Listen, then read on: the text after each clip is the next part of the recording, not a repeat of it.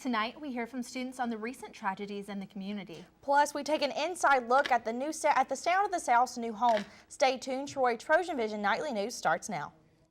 From the high-definition digital production center on the Troy campus, with news from Troy University locations around the world, this is Troy TrojanVision Nightly News. Hello and welcome to Troy TrojanVision Nightly News for January 10th, 2014. I'm Haley Greathouse. And I'm Courtney Addison. Thanks for joining us this evening.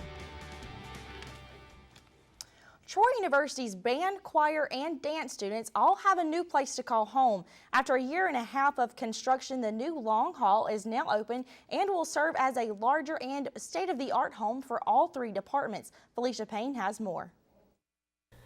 After a year and a half of construction and roughly $9 million, the Troy University School of Music finally has a new home.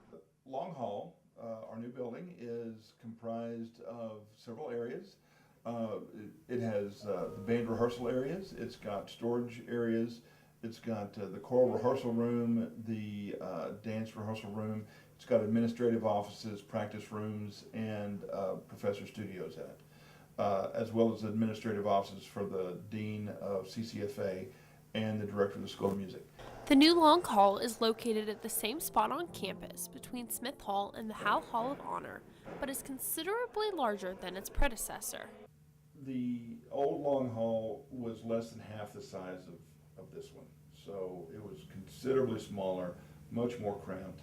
Faculty and students are hopeful that this new Longhaul will provide benefits for not only students currently in the School of Music, but for future generations of students as well.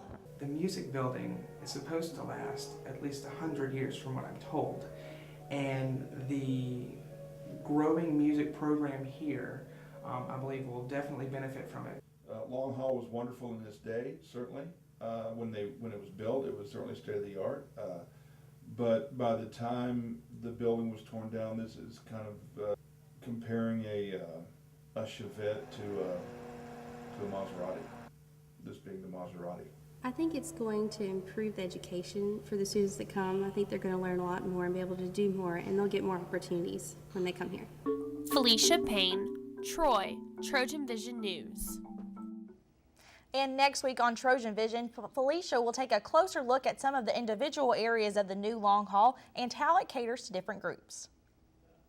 A Troy University Department of Theater and Dance musical production has been selected for regional competition in the Kennedy Center's American College Theater Festival. The production, A Single Girl's Guide, will be performed at the Regional Festival in Virginia in February. The show was originally performed on the Troy campus last October. The Theater Festival is an opportunity for theater departments and student artists to showcase their work and receive outside assessment. If the production does well at the regional competition, it will be selected for the National Kennedy Theater Festival in April. The Region 4 Theater Festival will take place on February 6th in Roanoke, Virginia. Troy University is still dealing with the loss of 4 students that died over the holiday break. And the loss of so many students in such a short amount of time can be a bit of a shock to a student body. And today we talked with some students today to find out how they're dealing with the losses. I was really surprised to come back and know that it was 4 of our students that happened to, so I was very shocked. I was pretty shocked that many students died in that short amount of time because, we were only out for a few short weeks, and then when we come back, it's all those deaths. I was pretty shocked that many kids died. Well, I didn't really know any of them personally, but I know it was a hard hit to the ones who knew them. It's a tragic loss to the Troy community as a whole. The football player that passed away, the international who just graduated, the 2 girls who also passed away over the winter. It makes us all realize more that we might not know the people that are here for next semester. The people that we know this semester might not be here next semester. And it just gives us more of a drive to get to know people better as a whole and to just try to realize how short life really is. I knew Kimberly Johnson.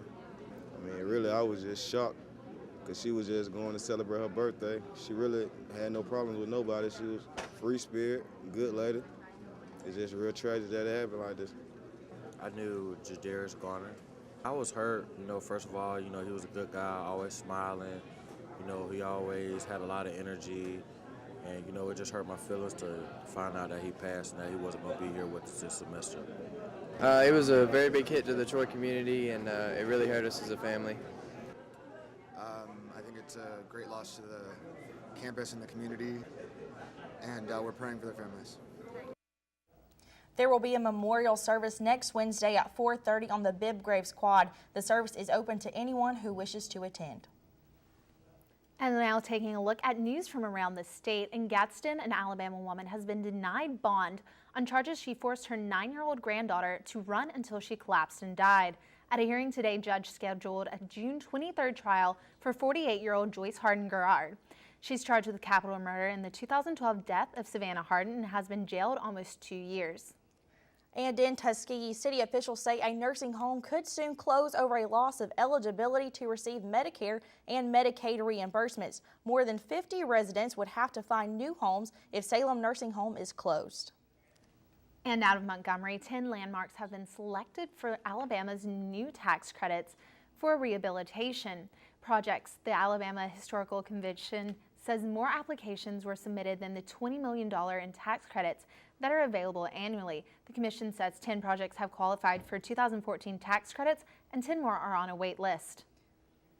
And still to come on TrojanVision Nightly News, the men's basketball team was on the road last night, but came away victorious. Mitchell Spoon will give us a game recap and more when he joins us with sports. Now Mitchell Spoon joins us with sports. So Mitchell, class are just getting started, and a lot of students' classes might be going kind of slow, but there's plenty of action going on in the sports world, correct? That's right, Courtney. The track and field team actually got their season underway earlier today, and the men's basketball team had a game last night. I want to give you a recap right now in sports. The men's basketball team got their first road win and conference win of the season last night when they defeated the Red Bulls of Arkansas State in Jonesboro, Arkansas. Senior forward Tevin Calhoun racked up a career-high 35 points en route to a 98-84 victory.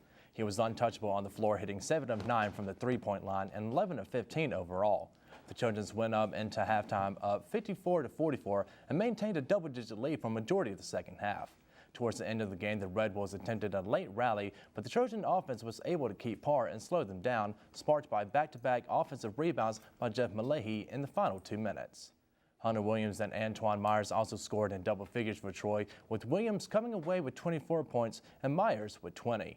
As a team, the Trojans shot 55% from the field and 52% from beyond the arc. Troy's 14 made three-pointers ties the Convocation Center record for most threes by a visiting team, a record that has stood for nearly 13 years.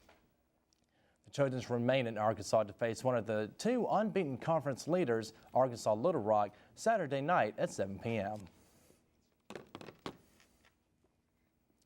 And while the women's basketball team couldn't come away with a victory against the Red Bulls Wednesday night, they still have an opportunity to get their first conference and road victory of their own on Saturday. The Trojans will remain in Arkansas and travel to Little Rock to face the Trojans of Arkansas Little Rock. Troy expects to improve their 4-10 record and end a 6-game losing streak while hoping to snap UALR's 2-game winning streak. And former Troy baseball player Danny Collins has another award to add to his trophy case. Collins was named the Alabama Baseball Coaches Association 2013 Player of the Year earlier today. Collins will be honored at the 19th Annual Alabama Baseball Coaches Association banquet on January 17th in Birmingham. During his collegiate career at Troy, Collins played both third base and right field and posted a .339 batting average, scoring 103 runs and drove in 120. He led the Sun Belt Conference in doubles and total bases and ranked second to teammate Trey Santos in RBIs. A 13th round draft pick by the Pittsburgh Pirates, Collins was also named to the Louisville Slugger All-America first team and was a semifinalist for both the Golden Spikes Award and the Dick Howser Trophy. Collins currently plays for the Jamestown Jammers. And the Troy track and field team officially kicked off the 2014 season today as they attended the UAB Blazer Invitational. The Trojans bring in a decorated group of newcomers to join a solid team of returners in their quest for the Sun Belt Championship. The Trojans brought 27 athletes to the season opening meet, including 16 freshmen. The meet gets underway with the women's weight throw and concludes on Saturday with the women's 4x400 meter relay. So Courtney, Haley, congratulations, of course, to the men's basketball team, for getting their first conference win and knocking off Arkansas State. And hopefully both the men and the women's team can get another victory on Saturday when they face Arkansas Little Rock. Exactly. Best of luck to them and both the track and field team whenever they get their season kick started today. Of course. Thanks.